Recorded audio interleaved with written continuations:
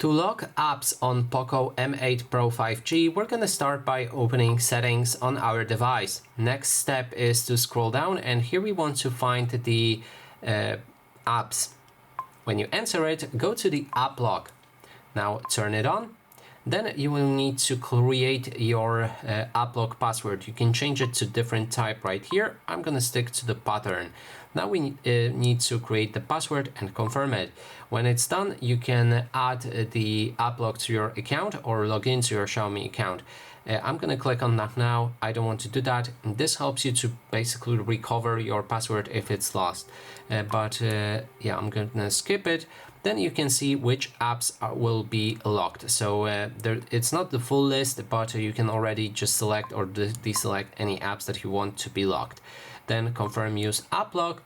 You can create your fingerprint to also unlock the locked apps. And then finally, we can see the list of all of the apps that we have on our device, and we can lock any of them. For example, I've just locked the Netflix. So now if I go back and try to access Netflix app, as you can see, it will ask me for the password.